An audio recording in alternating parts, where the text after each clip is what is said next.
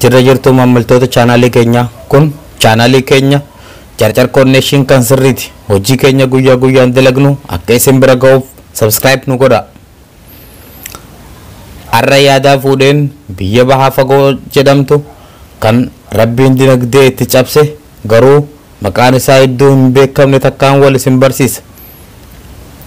Innaa Rabbiin itti cabsu dinagdeen addunyaa irraa shanaffaa irratti argamti.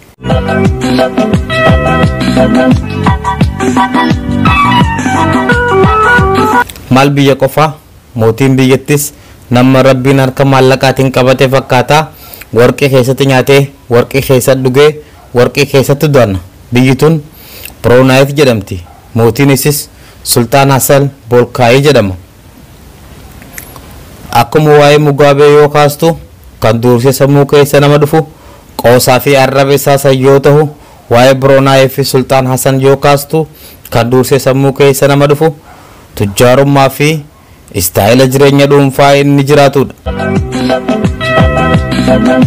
Biyyoota garii keessatti kan bulchaan biyyattii warqee fi daayimandii irra galu haasni isaanii waan nyaatu dhabee firii mukaa yeroo nyaatu, kan Brunei garuu akkasii miti.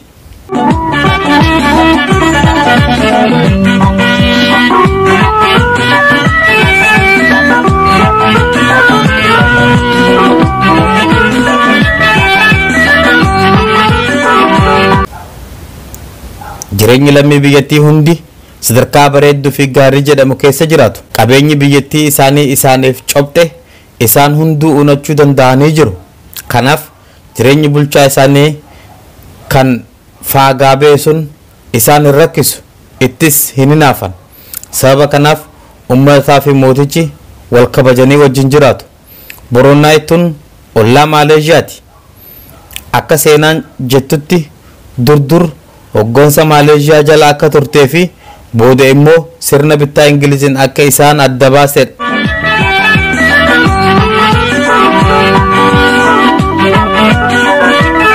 Sababni isaa waa hundi ishiin jechuun amantii, duudhaa, aadaa fi wanti isaan adda Maaleeshiyaa irraa godhu tokkollee hin jiru.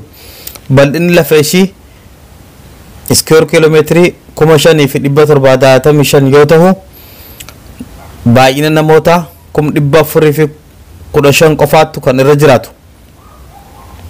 Jaarraa 18ffaa irraa eegalee biyyoota kolonii Ingiliz jala turte yoo ta'u, bara 1950 booda immoo sirna bulchiinsaa kana keessatti hoggansa mootii isaaniitiin akka ta'u godhan. Ofii immoo imaama biyya alaa Brunei kan ilaallatu ture. Uummatni kun obsaa fi sabrii addaa qaban. Sirna gabrummaa Ingiliz kana jalatti miidhamnee jira jedhanii osoo takka hafuura hin baasin Ingiliz quufe jettee bara 1976 guutumaa guututti kan walabummaa isiidhaaf gallatte.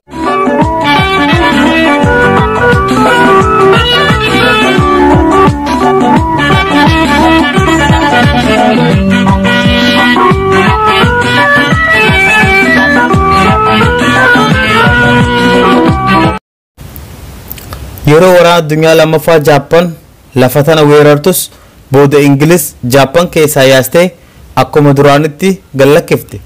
Yeroo Ingiliz gallakkistu mootiin Amir Ali Saifuddin kan jedhamuu fi abbaa mooticha ammaa biyya bulchaa jiru kanatti kennite. Bara 1951 yeroo Ingiliz sirna bulchiinsaa keessoo mootii isaanii hayyamteef san dhimma biyya alaa qabattu san wanti tokko uumame. Paartiin mormitoota gariin sirna mootummaa yookaan mootii kanaa fi bulchiinsa Ingiliz jalatti miidhamnee jira jedhanii mormuu fi hawaasa kakaasuu eegalan. Yeroo kana Amir Aliin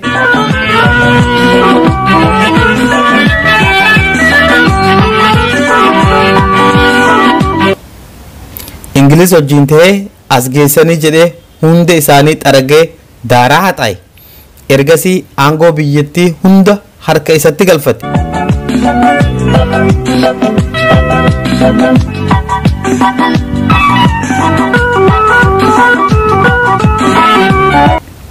Erga gaafa sanii hanga ammatti aangoon Brunei harka mooticha biyyattii jirti.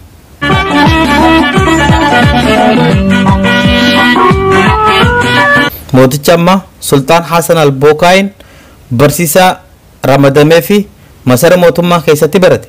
Ergasiis gara Ingiliz ergamee achittis baratee eebbifame. Isaa achi jiru xaliyaan daddafii kootu jettu abbaa isaa irraa isa dhaqqabde. Yeroo inni fiigee dhaqu abbaan isaa waan addaan isaaf qopheessee isa eege. Innis kootu waan hin qabu hunda na dhaalii jedheen.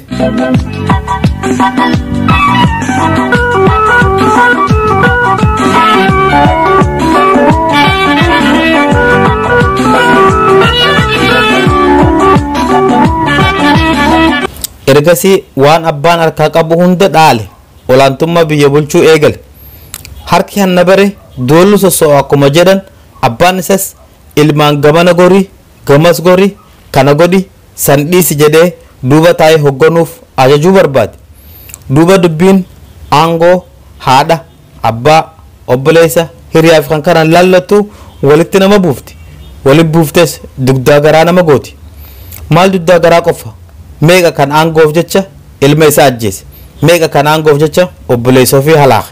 Meeqa kan aangoof jecha beeytotaa fi hayyoota biyyaa wareege.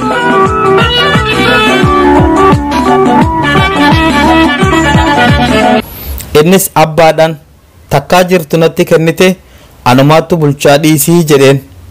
Gaazexeessonni biyyattii hundi jidduu seenanii wal loltanii jedhanii dubbii isaan lamaan gidduutti hafarsuu fi ibidda bilbilchuu eegalan. Ibidda xiqqaa kanas gaaza irra firfirsanii daranuu oogisuu eegalan. Maa irratti wal dhabdanis jedhanii dubbii daran oogisan. Ta'us xumura irratti waraanni biyyattii gidduu galanii takkaa jirtu aangoo itti kennite innummaan haa bulchuu dhiisi jedhanii akkasitti harkaa maratee tangaraa isan jirre tana manatti gale. Abbaan Sultaan Hasan Albukaayin kun. Sultaan Hasan akka fedhii fi beekumsa isatti Boronaayit bulchuu eegale. Sultaan Hasan Albukaayin maatii isaa hunda bakka isaan hin maltuutti ramadee jireenya badhaadhaa jiraachuu eegale. Biyya diinagdeen badhaatedha. Addunyaa irraa sadarkaa 5ffaa irratti argamti. Wanti isii guddise keessaa tokko boba'aa gaazaati. Guyyatti boba'aa gaazaa barmeela 167 oomishti. Sultaan Hasan lammiilee biyyattii tajaajila fayyaa fi barnootaa tolaan akka argatan godheefii jira. Uummatni gibira mootummaaf hin kafalan. Yoo mana ijaarrachuu barbaadan mootummaan isaan moggaa dhaabbatee waa hunda godhaaf. Waan biyya alaatti barbaadan mootummaan tolaan galchaaf.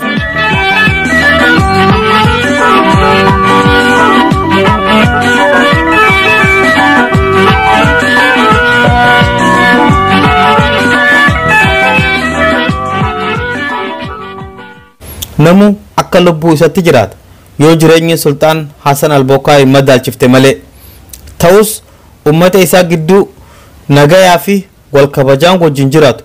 Hanga ammattis nagaan biyya bulchaa jira.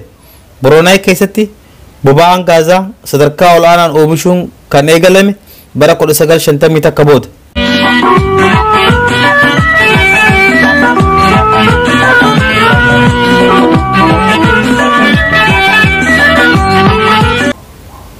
Galiin kan irraa argamus garuu mootummaa biyyattii osoo hin taane qandii Sultaan Albukaayin gala.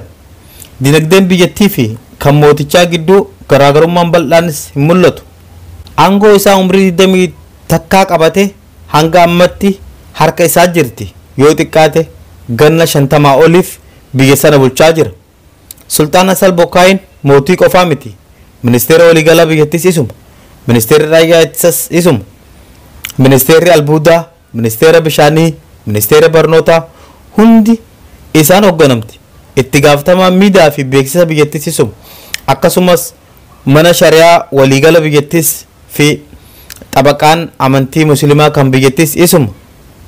Maafin isin cinqa wanti aangoo taate hundi harkuma isaa jirti.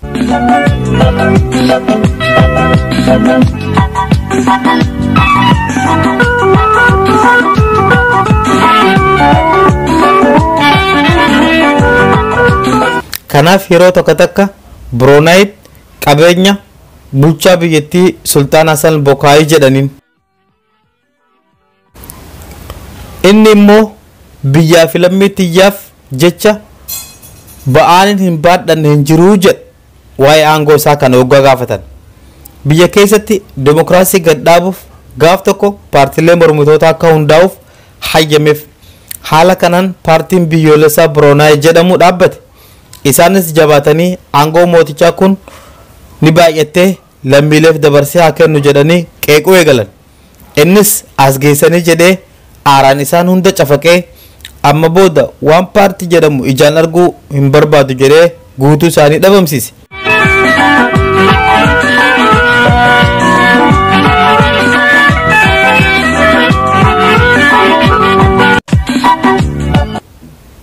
Mootii qeequun arrabsuun rakkoo biraatiif si saaxila.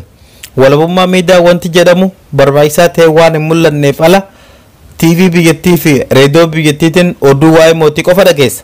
Sanii achitti wallee hayyamamtee TV fi reediyoo irraa gallakkisanii uummata biyyattii bohaarsu.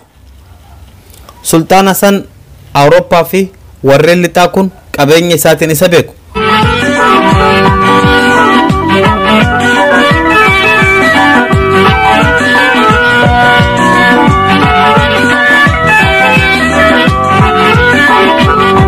Akka gabaasa Forbesitti qabeenyi Sultaan Hasan lakkaa'amee doolaara biliyoona 20 ol tahee addunyaarraa sadarkaa 5ffaa irra kaa'ame.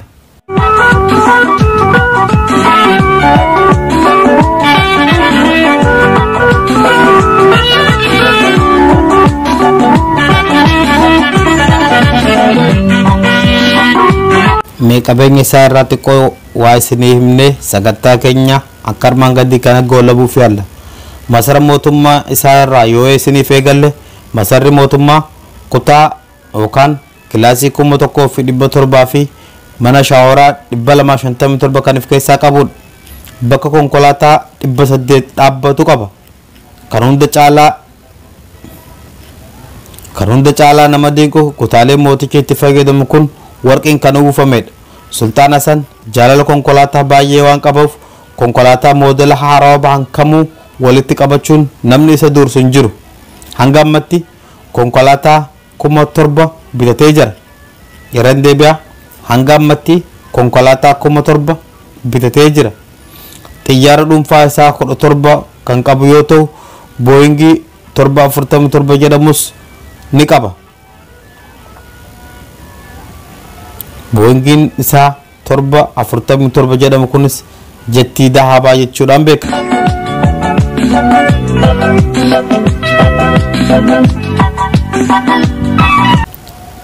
Xiyyaara kana yeroo sanitti doolaara miliyoona 1 yoo bitu isa tolchuuf ammoo doolaara biliyoona 2 fixe. Xiyyaarri kun qaamni isaa warqii irraa kan tolfame yoo ta'u bakki fuula itti dhiqatan warqii qulqulluu irraa kan tolfamedha.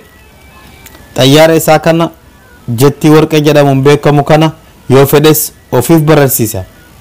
Yeroo takka pirezidaantiin Ameerikaa Barack Obama gaafa isa yaamu ofiif balaliisee dhaqe. Obamaan illee dinqisiifatee amma booda yoo rakkoon teeknikaa balalistoota keenya mudate nama gaafannu tokko argannee jiranatti fakkaata jedhee ittiin qoosa. Sultaan Hasan farda gulufsiisuu waan jaalatuuf faradoo 200 ol kan dhuunfaa yookaan kan mataa isaa qaba. Bineensota bosonas akkasumatti mooraa keessatti horsiisee qaba. Uffata suufaa 2,000 ol kan qabu yoo ta'u saatiilee harkaa kan warqee irraa hojjetaman dabalatee kan mana keessaa qabu lakkoofsaan qabu.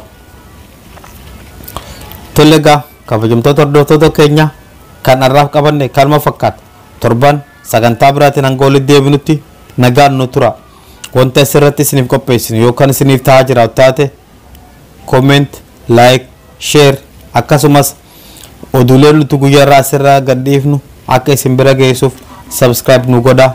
Galatoomaa torban gaarii horaa bulaa. Naajiru saamamne biyya ambaarra labuu mudanne biyya ni qabnaa jiru saamamne biyya ambaarra labuu mudanne Rabbii guddaa maaf nuti ustaa haqa keenya irratti meenu godhii abbaa nurraa guutimee Rabbii guddaa deddeebitee gabrummaan addaa dandeetiin keetii geenuun ji'i biyya teenya irratti meenu godhi abbaa irraa gootimee rabbii guddaa itti deebitee gabrummaan addaa dandeetiin keetii geenuun ji'i biyya teenya irratti meenu godhi abbaa